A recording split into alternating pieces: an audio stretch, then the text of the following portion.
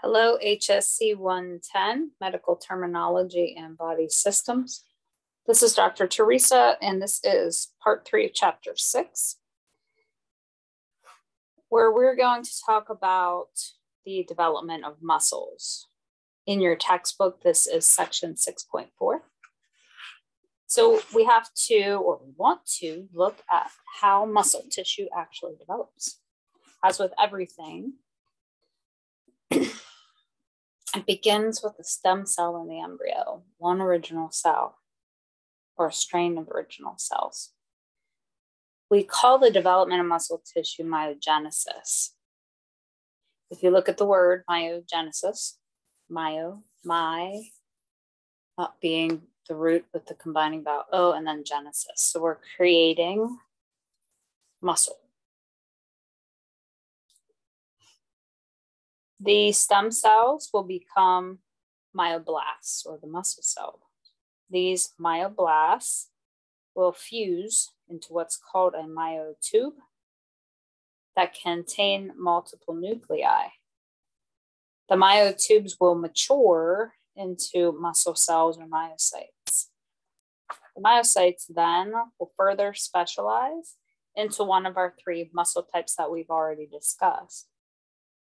By the 16th week of pregnancy, the muscles are sufficiently developed. The skeletal muscle fibers will begin to grow in length and diameter from birth to adulthood. When we're talking about muscle tissue in infants and children,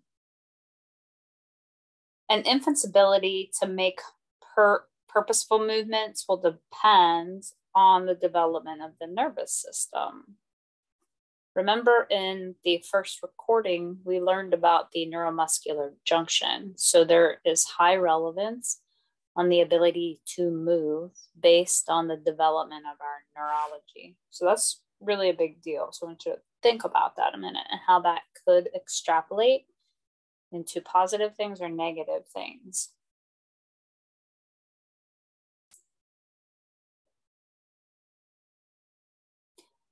The neuromuscular development in an infant and a toddler proceeds in a superior to inferior direction through the body. Babies can raise their heads before they can sit, and sit before beginning to crawl, then stand and walk. During childhood, neuromuscular control continues to develop. Generally, gross motor skills are acquired before fine motor skills. A task such as tying a shoe is challenging for a young child, but is readily mastered once the NMJ has reached a sufficient level of maturity. The strength of boys and girls is essentially equal during pre-adolescence, increasing as muscle mass increases.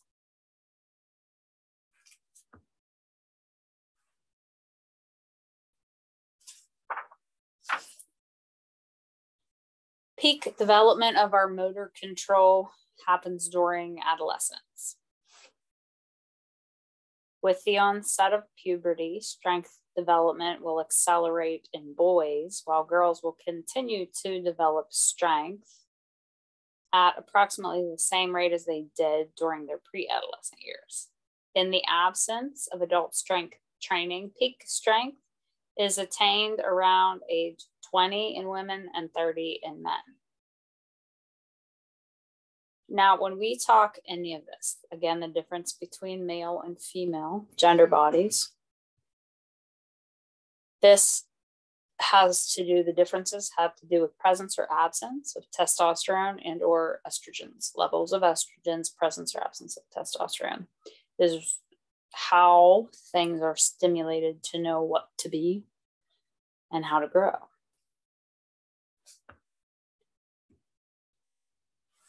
As we age, the loss of muscle mass and strength is known as sarcopenia. If, as we age, we're not doing regular exercise or strength training, it will begin to decline from age 30 and beyond. And if we're not watching it, half of our muscle mass can disappear by the time we're 70. So again, I'm going to put some strong focus on weight training as we're trying to attempt to be healthier individuals. Again, muscle tissue does something very different metabolically and makes us strong and less prone to injury. The primary loss that we incur when we're going through an aging process is the type 2 fiber, which undergo a remodeling that results in the loss of innervation. So sarcopenia is brought on by a complex host of factors that it will include hormone changes, decline in the neuromuscular function, and fatty infiltration of muscle, all layered on top of physical inactivity. So the more active we remain, the more active we remain and can remain. Changes in the central nervous system can also have an impact on the deficit and dysfunction. Chronic inflammation will have an impact on this. Low protein impact can also promote muscle loss. So interventions that we want to either utilize as we age or coach someone to utilize will be exercise, and nutritionally, we want to make sure we're getting protein. There are different kinds of proteins or different qualities of proteins. So we want to and it doesn't all have to come from animal muscles. We have other ways to get really great sources of proteins. But what we want to try to do is strength train in order to make sure we're holding on to that muscle mass and make sure that we're getting vitamin D also, okay? When we do this type of activity, and I mentioned this in our skeletal section, when we're bulking muscle, we're also building bone. It's just the way that it works. So let's talk through a few of the common muscle injuries. First of all, if you've ever heard of someone say sprain, strain, sprain tells us ligamentous injury. Strain tells us muscle injury or tear. It's when a muscle gets stretched beyond its normal extensibility. So you might be really flexible, but easily strain a muscle, if that makes sense. Not only the force put on the muscle to stretch it beyond its capacity, but the speed. So you can strain a muscle, like if you have to do a quick movement, someone can have a muscle strain. Happens a lot in athletes. Strains are classified in grades. Grade 1 is mild, which results in muscle tightness after the injury. Grade 2 is moderate, which can produce pain caused by a tear.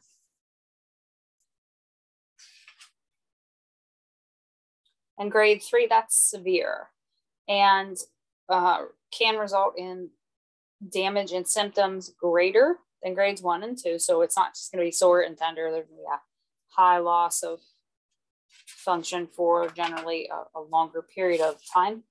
This can involve the tearing of the muscle, or internal bleeding and swelling.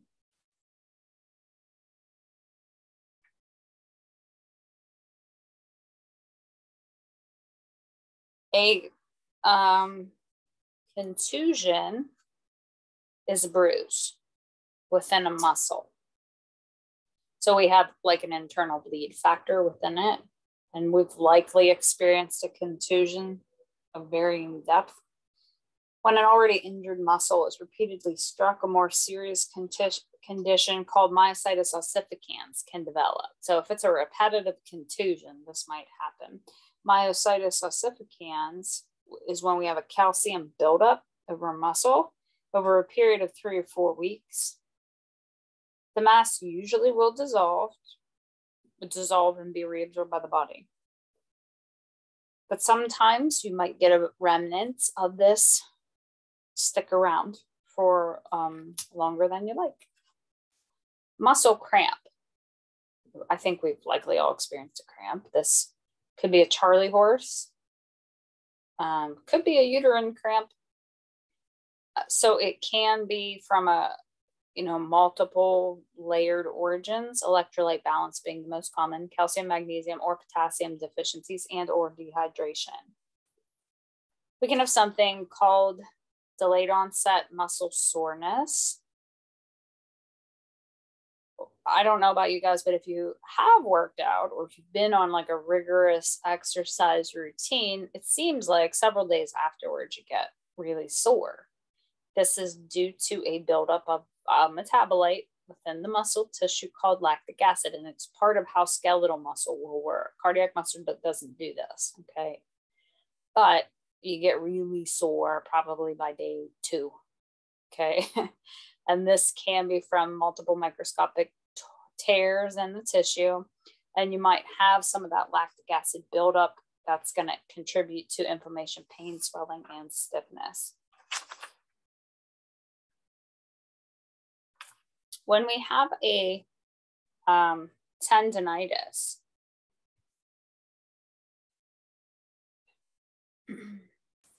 look at the word tendonitis. That tells us we have an inflammation, an itis in the tendon.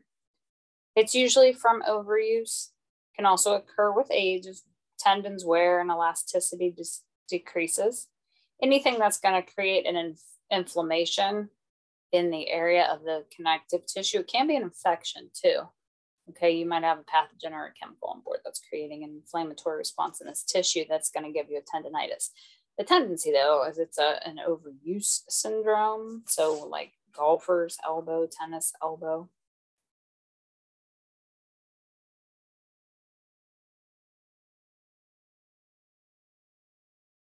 Whiplash injury. There's a little box on page 198. You should probably read that. Okay. Whiplash injury is pretty common. And it only takes about, if we're talking about a whiplash from being in a car accident or some type of collision with something, it only takes 3 miles per hour of a velocity change of the collision with whatever. Maybe you ran into maybe you're running and you hit a tree, not in a car, even just with your buddy. Okay. That's anything beyond 3 miles an hour, you're going to do soft tissue damage. Now, that's pretty big. Soft tissue damage could be like anything. Okay.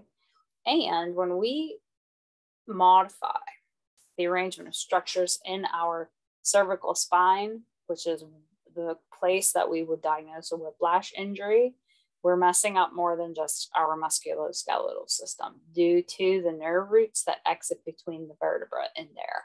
And if we begin to get an arthritic or an arthritic change or something like that, we're going to have issues beyond just that region. For example, you have your phrenic nerve come out right around C3 to supply the diaphragm. You might have diaphragmatic contraction issues due to the interference with an impulse or something like that. Also, you have, your vagus nerve running through there as well. Everything, right? Anything that exits the base of that skull, cranial nerve root wise, that has a pathway that comes out of the cervical spine, has a potential for compression. We might interfere with it. So that's the value of making sure like any type of injury like that is cared for well.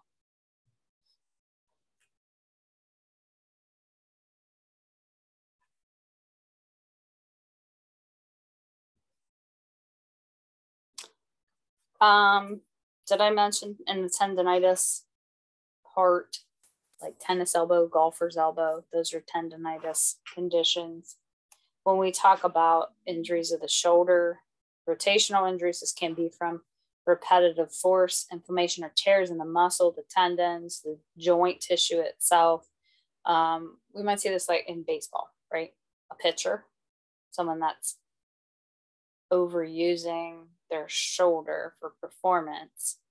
So they might get pain and stiffness, and then the recommendation is to apply heat, give it a break, potentially cervical or surgical repair.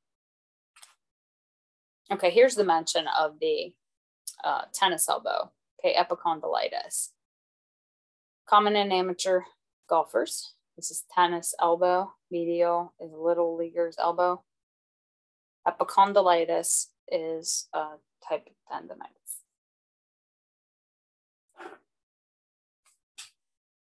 When we have a shin splint, again, I had mentioned this, pain in the lower leg around the shin.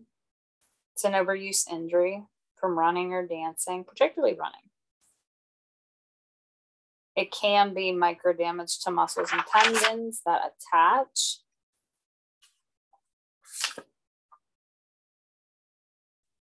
To the tibia, or even an inflammation in the periosteum of the tibia. I mentioned that a contributing muscle when you have the shin splint is that tibialis anterior muscle. So if you have any derangement in joints and you're trying to put a compressive load on it via running,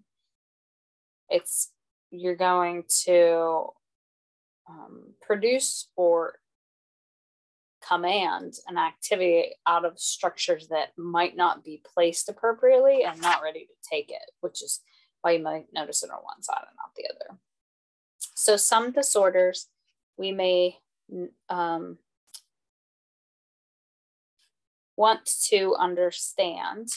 Muscular dystrophy, this is genetic, okay, genetic predisposition, something inspires it to unwrap and be present. Generally happens in men, okay, males. Can occur in childhood or adulthood, more common in childhood, not a great prognosis. It's a progressive muscle weakening and loss of muscle tissue, and the symptoms may vary. And again, the word cure, we can take that in a million directions. On page 200, I passed up the slide, but there's a little box in your book you can read through if you want, more on tennis elbow. Okay, again, when we're talking about an epicondylitis, this is just one of the things. Common overuse injuries. Let's talk about a hernia as well. A hernia is when a section of tissue pushes through a whole or weakened section of another tissue, or there's just enough force to be able to push through some of the connective tissue. So a hernia can be caused by heavy lifting or any activity or medical problem that increases pressure on tissue. In some cases, no specific cause is evident. Some hernias are present at birth and some occur in infants and childhood. Most hernias produce no symptoms, although some are accompanied by discomfort or pain that intensifies with heavy lifting or other activities. Small hernias that cause no symptoms do not require treatment. Well, if there's no symptom, you're likely not going looking for it. You're likely not going to know it's there. Okay, so what you will notice, again, with this chapter, I will create a very small quiz based on likely information from this last bit of slides, but if not, it'll come from some of the exercises in your book, okay, starting on page 202. These little quizzes that I'm adding, I'm hoping to help you beef your grade up, as well as, really get into the information if anything's confusing for you as well. So hopefully they're helping. Again, it's a quiz. You have 2 attempts to take it as long as it's done by its end date. Remember, due dates are soft and for your guidance only to try to keep you on track.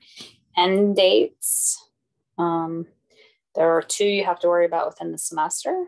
One near the middle of the semester, where everything from the first half of the semester it needs submitted by that date. Nothing will be accepted after that. The second end date will be for assignments in the second portion of the course, where you won't get credit for anything you submit after the end date. It has to be done prior to that. So I hope that was helpful, and we'll talk to you next time.